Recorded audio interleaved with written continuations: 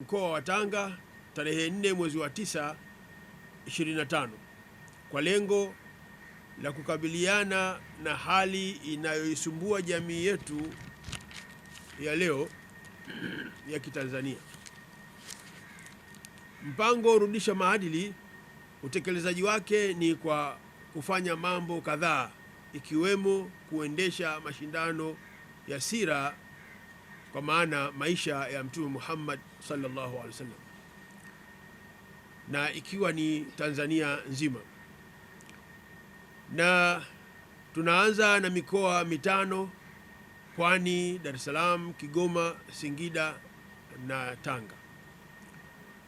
Januari itakuwa ni Dar es Salaam pamoja na Pwani na mkoa wa Kigoma, na mikoa mingine taarifa yake hapo baadaye itatolewa.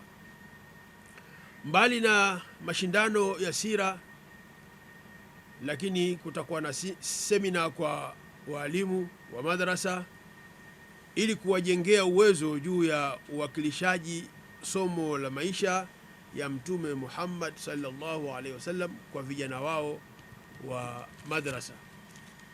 Lakini pia kama haitoshi, darsa la sira litakuwa online na kwa ana kwa ana, na jukumu hili limekabidhiwa Idara ya Elimu, Mahakama ya Kadhi Tanzania, chini yangu mimi kama Sheikh Ngeruko, naibu kadhi mkuu.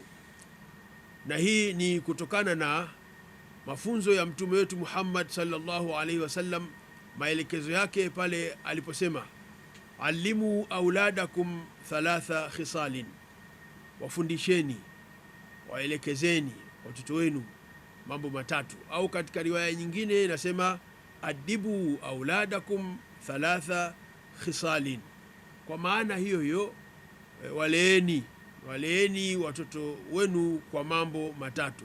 Hubba nabiyikum, kwanza waleeni katika kumuiga mtume wenu Muhammad sallallahu alaihi wasallam, kwa maana tuwafundishe watoto kumuiga mtume, na namna ya maigizo hayo hayawezi kupatikana isipokuwa kwa elimu ambayo itakuwa inasimamiwa na walimu wa madrasa.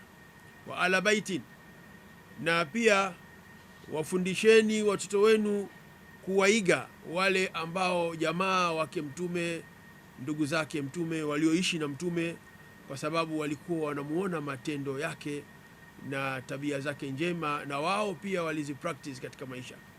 Wa tilawat alquran, na kuwafundisha Qurani, kuwafundisha kuielewa, kuizingatia, kufata mafunzo yake.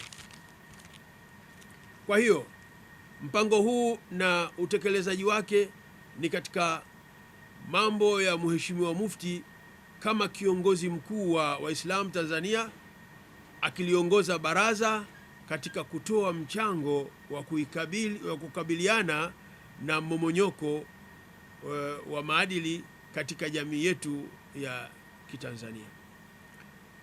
Kuanzia Jumamosi ya tarehe inayofuata kutakuwa na mchujo kwa washiriki, na mpaka sasa wamejitokeza na kujiandikisha vijana 147. Niliona nifikishe haya kwa niaba ya Mheshimiwa Mufti kutokana na uzito mkubwa wa hali ya mmomonyoko wa maadili uliotokea katika nchi yetu kwa hivi sasa. Wabillahi tawfiq, wassalamu alaikum warahmatullahi wabarakatuh.